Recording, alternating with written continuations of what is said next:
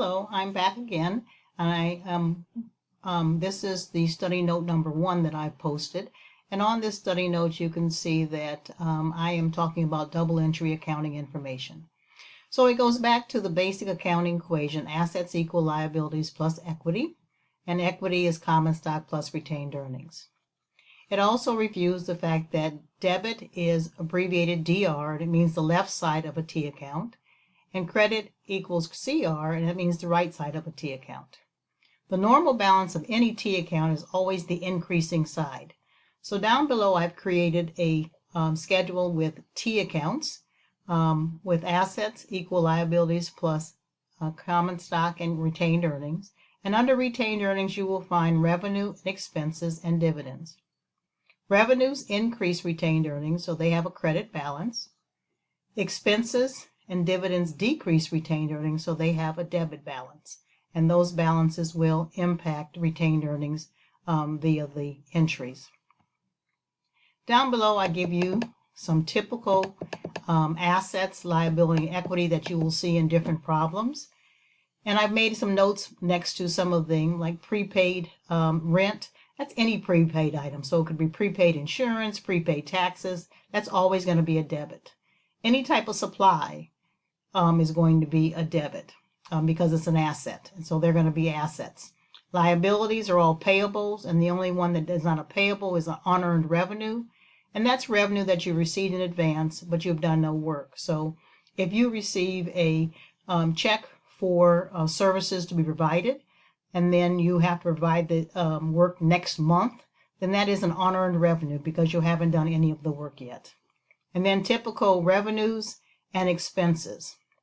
When you're using the debit and credit system, all transactions must have equal dollar amounts of debits and credits. So not necessarily equal debits and credits in terms of numbers, 2 debits, 2 credits, but the totals must be equal. So, and I'll illustrate that down below in page 2. On page 2, I introduce you to the terms that accountants use for their books and journal entries. So the first one is the ledger, and that's what we put all books in, all accounting information in. All the T accounts would be part of a ledger. The journal entries where we prepare the transactions daily. Posting is transferring from the journal to the ledger. And then here's an illustration of journal entries and posting. So we have on January 1st, John Smith invested $5,000 in the business, received 500 shares of $10 par stock.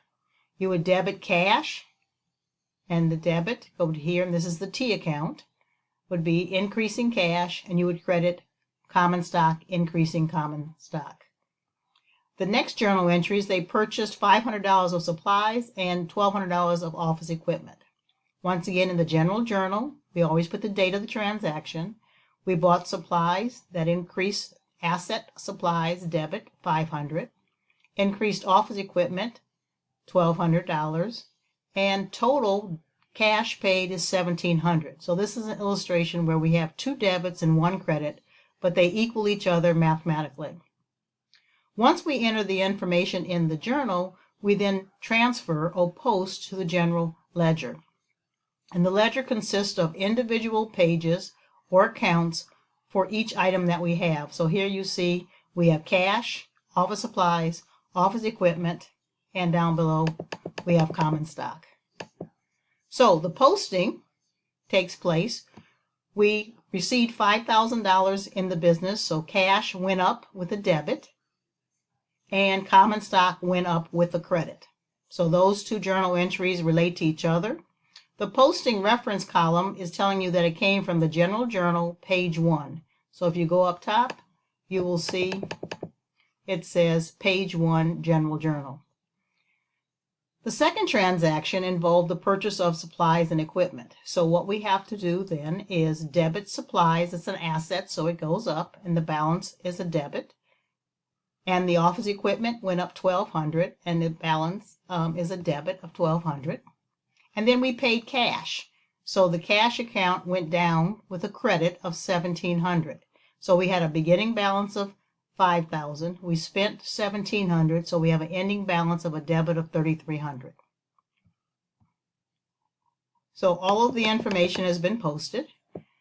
And so what an accountant does after they posted all of the transactions, they prepare what's called an unadjusted trial balance. So we just go through all the accounts and we list the totals. So the cash has a $3,300 debit. Office supplies, debit $500. Office equipment, debit $1,200. Common stock, credit $5,000. So this trial balance is in balance, and each of the items are listed.